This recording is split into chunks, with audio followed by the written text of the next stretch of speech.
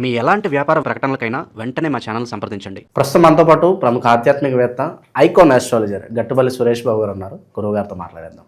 నమస్కారం గురుగారు. జై శ్రీమన్నారాయణ. చాలా త్వరగా 2025 పూర్తయిపోయింది. 2026 జనవరి మాసానికి సంబంధించి కుంభరాశి వాళ్ళకి ఏ విధంగా ఉంటుంది, సంవత్సరంలో మొదటి నెల ఎలాంటి అదృష్టాన్ని 20,000కి తీసుకురాబోతుంది? ఖచ్చితంగా ద్వాదశ రాశుల్లో ఒకటి కుంభరాశి. ఇప్పుడు మనం ఒకటి గమనించుకోవాలి, రోజు రోజుకి తిథులు మారుతూ ఉంటాయి, రోజు రోజుకి వయసు అయిపోతూ ఉంటుంది.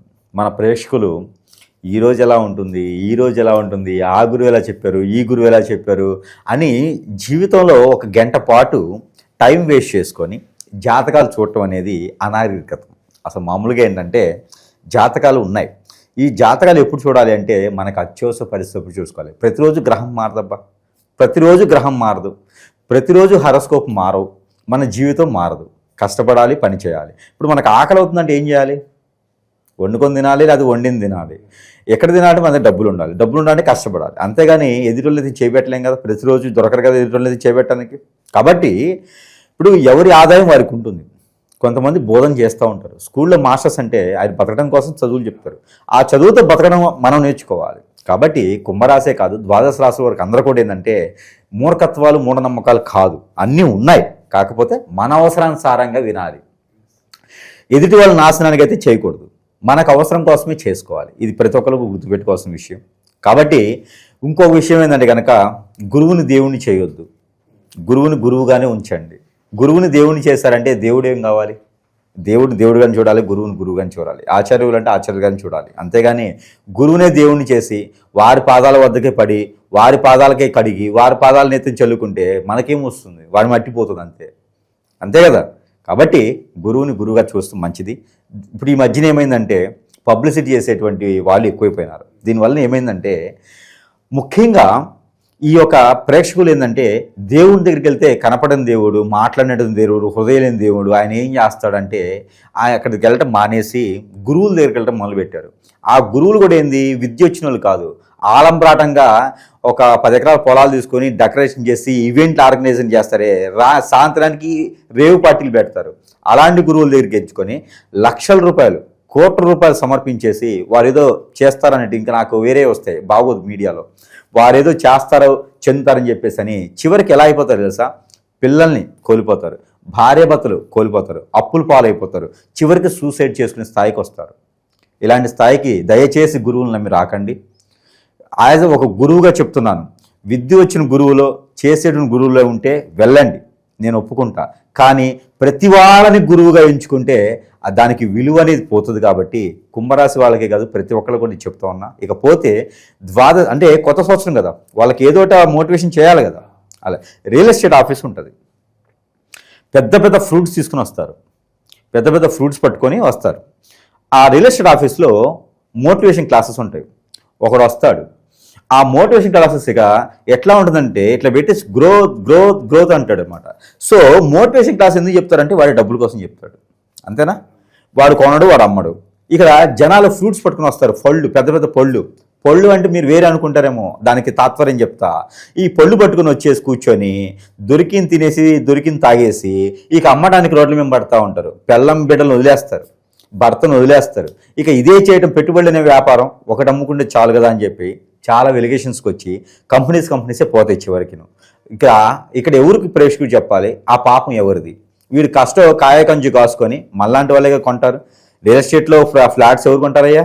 మళ్ళాంటి వాళ్ళే కొంటారు, మిడిల్ క్లాస్ వాళ్ళే కొంటారు, రూపాయి కాయ కష్టం పడి కొంటారు. ఆ కష్టం పడి కొన్ని అన్నీ ఇక బొగ్గుపాలైపోతుంది. ఒకడు ఉంటాడు పైన, ఆ CEO అని చెప్పి, వాళ్ళు లాగేసుకొని నష్టం వచ్చినా లాభం వచ్చినా వాడు కొట్టేసుకుని వెళ్ళిపోతాడు. నష్టపోయేది ఎవరయ్యా అంటే ఎంప్లాయీస్, కొన్నవాడు. కాబట్టి అలాంటి పాపకార్యాలు చేయకండి. అవన్నీ కూడా వేరే మతస్థులు చేసేటువంటి పాపకార్యాలు. కాబట్టి రోడ్ల మేము పోయేసి దాని బదులు ఏదైనా గుడి దగ్గర కూర్చుంటే బెటర్ కదా.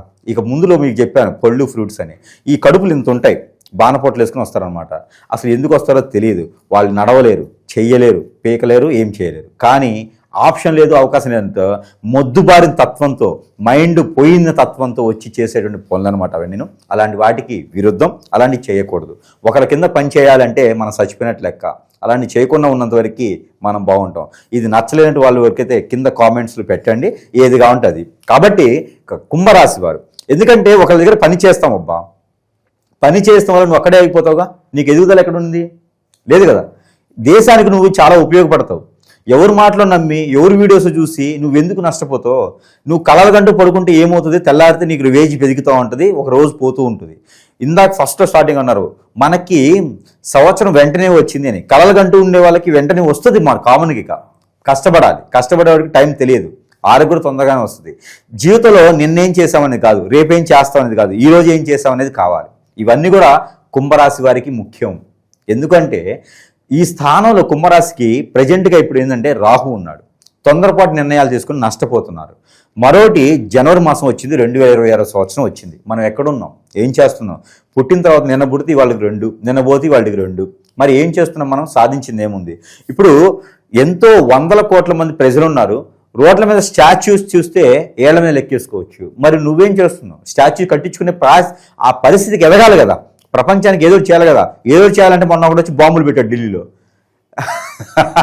ఏదో చేయాలంటే అలా కాదు కదా, మంచి చేసేదానికి ప్రయత్నం చేయాలి. ఇకపోతే ఈ కుంభరాశి వారికి ఈ స్థానంలో రాహు ఉండడం, అలానే 2వ స్థానంలో శని భగవానుడు. ఈ శని భగవానుడు కూడా స్థల మార్పిడి కాదు, నక్షత్ర మార్పిడి చెందుతున్నారు. అది ఎప్పుడు అంటే జనవరి 10వ తారీఖున 2026 సంవత్సరంలో. ఇకపోతే 15వ తారీఖు మకర రాశికి సంక్రమణం చేస్తున్నారు సూర్య భగవానుడు. పితృదోషాలు ఏమైనా ఉంటే మీ ఆచార ప్రకారంగా ఉంటే కనుక ఖచ్చితంగా పితృదోషాలకి భోగి రోజైనా కనుమ రోజైనా చేసుకుంటే చాలా మంచిది. ఇకపోతే వీటితో పాటు బుధుడు, శుక్రుడు, రవి, అలానే మనకి కుజుడు, ఈ 4 గ్రహాలు కూడా అత్యద్భుతంగా మారబోతున్నాయి. మకర రాశికి రాబోతున్నాయి 17వ తారీఖున. ఇక కాకపోతే పట్టిందల్లా బంగారమే. కుజుడు ఉన్నప్పటికీ 2వ స్థానంలో శని ఉన్నప్పటికీ కూడా పట్టిందల్ల బంగారమే అవబోతుంది ఎవరికి? కుంభరాశి వారికి. ఇప్పటివరకు బద్ధకంగా, మొండిగా, మూర్ఖత్వంగా పట్టిందల్ల 3 కాళ్ళు అనుకునేటువంటి కుంభరాశి వాళ్ళకి కూడా కష్టపడతారు, ఫలితం దక్కదు. వీళ్ళు కష్టపడి ఎవరికో పోస్తారు, దారదస్తాం, వీరికి చెమట తప్పితే ఏముండదు. కాబట్టి అలాంటి దాని నుంచి కూడా వైతొలుగుతూ మంచి సానుకూలమైన వాతావరణం లభ్యపడుతూ ఉంది. నేను చెప్పింది కొంతమందికి నచ్చకపోవచ్చు. ఎవరికి నచ్చదంటే పని చేసేవాడికి నచ్చుతుంది, పని చేయిస్తారే వాడికి నచ్చదు. ఎందుకంటే పనులు పోతారు కదా, అందుకని. కాబట్టి నచ్చకపోయిన వాళ్ళకి నా సంబంధం లేదు. కాకపోతే చెప్పాల్సిన బాధ్యత మనది. ఒక గురువుగా నేను పరిహారం చెప్తా, ఒక గురువుగా మోటివేషన్ కూడా అవసరం. కాబట్టి ఇక గ్రహస్థితి ఇలా ఉంది కాబట్టి 22 సంవత్సరాలు వచ్చినటువంటి ప్రతి ఒక్కరికి కూడా కష్టపడే తత్వం రావాలి. కాబట్టి కుంభరాశిలో ఉన్నటువంటి వారికి 22 సంవత్సరాలు అంటే 2002, 2003లో పుట్టినటువంటి కుంభరాశి వాళ్ళు ఎవరైనా ఉంటే వారందరికీ కూడా మేలురాయి అని చెప్పుకోవచ్చు. 2026 సంవత్సరం రాసి పెట్టుకోవచ్చు. ఒక గ్రీన్ పెన్ తెచ్చుకొని పెట్టుకోండి అందరూ. ఎందుకంటే వారికి ఏదైనా సెంట్రల్ గవర్నమెంట్ ఏదైనా పోటీ పరీక్షల్లో పాస్ అయ్యి ఎగ్జామ్స్ రాసి మంచి జాబ్లు వచ్చే అవకాశం ఉంది. ఇలాంటి జాతకాలు వింటూ కూర్చుంటే ఆ అవకాశం పోతూ ఉంటుంది. ఆ గురువు చెప్పాడు, ఈ గురువు చెప్పాడు, ఏం చేయాలో అర్థం కాక మళ్ళా అలా కూర్చుని పోతారు. కాబట్టి ప్రతి ఒక్కరు కూడా అవకాశం ఉంది కాబట్టి దాన్ని సద్వినియోగం చేసుకోవాలంటే కష్టపడాలి. రోజుకి 20 గంటలు కష్టపడ్డ ఆ కష్టపడే తత్వానికి జీవితకాలం తరతరాల పాటు కూర్చొని తినేటువంటి అవకాశం లభ్యపడుతుంది. కాబట్టి ఈ జనవరి మాసంలో వచ్చేటువంటి అదృష్టాన్ని మాత్రం ఖచ్చితంగా చేజార్చుకోకూడదు కుంభరాశి.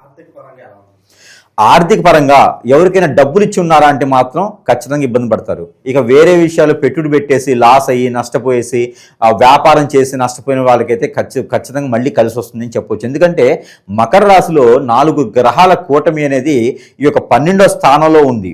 అంటే మకర రాశి కుంభరాశి వారి 12వ స్థానం అయినా సరే వీరికి మంచి జరుగుతుంది. 12వ స్థానంలో ఉన్నప్పటికీ కూడా అందరూ అనుకుంటారు 12వ స్థానంలో బుధుడు ఇంకేముంది, నేలలో మీకు నేల నుంచి మీరు నష్టపోతారు అనుకుంటారు. భార్య నుంచి భర్త నుంచి మీకు ఏదో ఖచ్చితంగా ఏదో జరగబోతుంది అంటే 12వ స్థానంలో గ్రహము చెడు గ్రహం అంటారు. వాళ్ళకి మంచి చేసే గ్రహమైనా 12వ స్థానంలో గ్రహం ఉండటం వల్ల దానివల్ల ఎలాంటి ఉపయోగం లేదు అంటారు. కానీ ఖచ్చితంగా అది రాంగు, అది తప్పు. 12వ స్థానంలో ఉన్న గ్రహాలు ప్రతి ఒక్కటి ఒకటేలా ఉండవు. శుక్రుడు ఉన్నాడు 12వ స్థానంలో, మకర రాశిలో శుక్రుడు ఉన్నాడు, అతను 4వ స్థానాన్ని చూస్తాడు. అంటే ఇప్పుడు ఇక్కడ గురువు నడిచినటువంటి మిథున రాశిని చూస్తాడు. మిథున రాశిలో గురువు ఉన్నాడు. గురువు శుక్రుడు కలయికతో భార్య నుంచి వచ్చేటువంటి ఆదాయం వస్తుంది. ఇది గమనించరు ఎవరు. భార్య నుంచి వనరులు వస్తాయి, భార్య సంపాదించి పోషిస్తుంది. ఇవి ఎవరు కనిపెట్టడు. ఇకపోతే భర్త ఇక్కడ చూసుకుంటే కుజుడు ఉన్నాడు, 12వ స్థానంలో కుజుడు ఉన్నాడు. 12వ స్థానంలో కుజుడు అంటే కుజు దోషం కింద పరిగణనలు తీసుకుంటారు. 12వ స్థానంలో కుజుడు మకర రాశిలో ఉన్నాడు. ఇక్కడ మకర రాశిలో కుజుడు ఉన్నాడంటే ఇక్కడ కుంభరాశి వాళ్ళకి ఇబ్బంది కలుగుతుంది, ఏదైనా యాక్సిడెంట్ అవుతాయి అని చెప్తారు. అది ఎలా ఉంటుందో నాకు అర్థం కాదు. కానీ కుజుడు 7వ స్థానాన్ని చూస్తాడు. ఇక్కడ 7వ స్థానం ఎక్కడుంది? శుక్రుడు ఉన్నాడు. అక్కడ కర్కాటక రాశిలో ఉన్నాడు. కర్కాటక రాశికి 12వ స్థానంలో గురువు ఉన్నాడు. ఇక్కడ 2వ స్థానంలో కేతు ఉన్నాడు. ఏ రకంగా వారికి చెడు చేస్తారో నాకు అర్థం కాదు. మరి ఆ ప్రిడిక్షన్ ఏంటో ఎక్కడ నేర్చుకున్నారో వాళ్ళ గురువు ఎవరో నమస్కారం చేయొచ్చు, అయితే వాళ్ళ చేత నమస్కారం చేయించుకోవచ్చు. అయితే ఇక్కడ వచ్చేసి కుజుడు కూడా మంచి చేయబోతున్నాడు. ఎట్లా మంచి చేస్తాడు కుంభరాశికి కుజుడు? ఈ జనవరి మాసంలో ఇక్కడ మకర రాశిలో రవి భగవానుడు ఉంటాడు. రవి భగవానుడితో కూడినటువంటి గ్రహాలు ఏ ఉన్నా కూడా వాటికి ఉండేటువంటి పరీక్షణ వాటికి ఉండేటువంటి వాల్యూ అనేది పెద్దగా గమనించడు. ఇది గమనించేది ఎవరు? ఇది గమనించక శని భగవానుడు మీ అంతు చూస్తాడు, మీకు యాక్సిడెంట్లు అయిపోతాయి, మీ ఇంకేం లేదు, పనికి రాదని చెప్తా ఉంటారు. ఇది ఎట్లా సాధ్యమో నాకు అర్థం కాదు. నేను నేర్చుకున్న గణితంలో అయితే అట్లాంటివి ఉండవు. మరి వారికి ఎలా తెలుస్తుందో వారి నాలెడ్జ్ ఏంటో నాకు అర్థం కాదు. ఇకపోతే కుంభరాశి వారికి అత్యద్భుతమైన ఒక విషయం కలగనండి. ఆ కళ ఎలా ఉండాలంటే, నాకు ఈ BMW కారు కావాలి, నాకు ఒక 10 ఎకరాల పొలం కావాలి, నాకు ఒక బిల్డింగ్, ఒక 5 ఫ్లోర్ల బిల్డింగ్ కావాలి, రెంట్లో ఒక 5 లక్షలు రావాలి, రెంట్లో 5 లక్షలు రావాలి నాకు అనే కలగలండి. ఆ కళ ఒక రోజు కానీ నెలపాటు ప్రయత్నం చేస్తే ఆ కళ నిజమవుతుంది. ఖచ్చితంగా 1వ తారీఖు 2వ తారీఖు కలగనేసి 31వ తారీఖులా బిల్డింగ్ అవుతుంది. కానీ కష్టపడాలి. కుంభరాశి వారికి ఒకటే, కష్టయే ఫలి, కష్టయే ఫలి. ఇదొకటే మంత్రంగా వాళ్ళు జపం చేసుకోవాలి కాదు, ఇదొకటే పాటించాలి కూడా, ఆచరణ చేసుకోవాలి. ఎందుకంటే కుంభరాశి వారికి సదాశిదాగా వీరు కష్టపడే తత్వం ఉంటుంది. గొప్పలకి పోరు, హోదాకి వెళ్ళరు, ఆ యుగో తత్వానికి ఉండరు. ఎంతటి వాళ్ళనైనా ప్రేమించి దగ్గర చేసుకుంటారు. శత్రువునైనా ప్రేమించే గుణాలు ఉన్నాయంటే కుంభరాశి వారికే ఉన్నాయి. గ్రహాలని సానుకూలంగా ఉన్నాయంటే ఇంక కుంభరాశి వారి పరిస్థితి ఎలా ఉండాలి? కష్టపడాలి. వారు పెడే ప్రతి కష్టంలోనూ ఒక 50% ప్రజలకే పెడుతుంటారు. కాబట్టి ఏదో మతాలకు వెళ్ళాను, నువ్వు సంపాదించేదాంట్లో 10% ఇయ్యి, 20% ఇయ్యి ఎవడు అడగరు ఏ గురువును. కాబట్టి కష్టపడండి, ప్రజలకు న్యాయం చేయండి, కష్టపడండి, దేశానికి ఏదో ఒకటి చేయండి. అంటే బాంబులు పెట్టొద్దు, మంచి లోక కళ్యాణం కోసం చేసుకోవాలి. ఇకపోతే కుంభరాశి వారికి అత్యద్భుతంగా ఎన్నడూ లేనటువంటి విధంగా వీరికి కలిసి వస్తుంది. ఎలా అంటారా? పూర్వీకుల ఆస్తులు బాగా కలిసి వస్తాయి. ఈ మాసంలో ప్రయత్నం చేయాలి. ఇక పితృదోషాలు ఏమైనా ఉంటే ఈ జనవరి మాసం సంక్రాంతి పర్వదినాన ఆ దోషాలకి సంబంధించి చేసుకుంటే వీరికి అద్భుతంగా కలిసి వస్తుంది. ఇకపోతే విదేశీ ప్రయత్నం ఎవరైనా చేయాలంటే గల్ఫ్ కంట్రీస్కి ప్రయత్నం చేయండి. గల్ఫ్ కంట్రీస్ ప్రయత్నం చేస్తే ఖచ్చితంగా అది ఫలిస్తుంది. కాకపోతే ఎప్పుడు 17వ తారీఖు తర్వాత, జనవరి 17 తర్వాత ప్రయత్నం చేస్తే కనుక వారికి అత్యద్భుతంగా విదేశాలకు వెళ్ళి అక్కడ సెటిల్ అయ్యేటువంటిది, అక్కడికి వెళ్ళిన తర్వాత మంచి మంచి అవకాశాలు కూడా వీరికి లభ్యపడతాయి. ఇకపోతే పెళ్లిళ్ళు చేసుకోవడానికి అంత అనుకూలంగా లేదు. పెళ్లిళ్ళు మాత్రం ఆగితే మంచిది, మోడ్యమే ఉంది. కొత్తగా ఏదైనా వ్యాపారాలు కూడా కొంతమేర ఆగితే మంచిది. ఏదైనా ఇంటి మరమ్మతులు కానీ ఇలాంటివి ఏమైనా ఉంటే చేసుకోవచ్చు. పెద్దల కార్యక్రమాలు చేసుకుంటే చాలా పుణ్యఫలమైనటువంటి విషయంగా వస్తుంది. ఇక పరిహారాల విషయానికి వస్తే ప్రజెంట్ ఉన్న గ్రహస్థితి బట్టి ఎలాంటి పరిహారాలు చేసుకుంటే కుంభరాశి వారికి ముఖ్యంగా శత్రు భయం కూడా కొంచెం ఉంటుంది. జాగ్రత్తగా ఉండాలి. మనకు సంబంధించినటువంటి పర్సనల్ విషయాలు ఎవరికి షేర్ చేయొద్దు. ఎవరితోనూ సన్నిహితంగా అయితే కొత్త వాళ్ళని చేర్చుకోవద్దు. కాబట్టి జాగ్రత్తగా ఉండాలి. ఇకపోతే భార్యాభర్తల మధ్య కూడా కొంచెం ఎడబాటు భారం ఉంటుంది. కాబట్టి ఆచితూచి ముందడుగు వేయాలి. కోర్టు వరకు వెళ్ళినటువంటి ఫైనాన్స్ ఇష్యూస్ కూడా ఉన్నాయి. కొంతమేర జాగ్రత్తగా ఉండండి. డబ్బులు దాచిపెట్టుకోండి, రూపాయి కూడబెట్టుకోండి. కానీ ఎవరికి దానదత్తం చేయొద్దు. అందరూ బాగానే బ్రతుకుతారు కాబట్టి మనం కూడా వాళ్ళకి నేర్పాలి. ఆ విధంగా ఉండండి. కుంభరాశి వారు మంచివారు, వాళ్ళని చెడగొట్టొద్దు. వారు ఎవరిని చెడగొట్టరు. కాబట్టి వాళ్ళని ఎవరు చెడగొట్టకుండా ఉంటే దయచేసి కుంభరాశి వాళ్ళని బతకనేయండి. కాబట్టి మరొక విషయం ఏంటంటే వీరికి పరిహారాల నిమిత్తం కూడా చూసుకున్నట్టయితే కనుక ఈ పరిహారాల కన్నా కూడా ముందు మనం గమనించుకోవాలి. కుంభరాశి వారు చాలా మంచివారు. ఈ సందర్భంగా నేను చెప్పాలనుకున్నా, అంటే వేరే రాశి వారు మంచివారు కాదా అని కాదు, ఆ రాశికి వెళ్ళినప్పుడు చూద్దాం. కుంభరాశి వారు అయితే ఈ మాసం అయితే మంచివారుగా ఉంటున్నారు. కాబట్టి వారికి ముఖ్యంగా ఒకటి చేయాలండి. వారు తినేటువంటి వస్తువులు ఏదైనా సరే, అంటే సిగరెట్ అండి, నేను పేకాటాడుతాండి ఈ కాదు, మంచి ఏదైనా ఫ్రూట్స్ వెజిటేబుల్స్ తింటారు కదా, ఆ తినేటువంటి ఇష్టమైన వస్తువుని ఒకటి స్నానం చేయాలి. ఎక్కడైనా నది స్నానం చేసేటప్పుడు ఆ వస్తువుని ఏదైనా కోరిక ఉంటే ఆ కోరిక తీరాలని ఆ వస్తువుని వదిలిపెట్టాలి. ఇంక జీవితంలో ఆ వస్తువుని పట్టుకోకూడదు.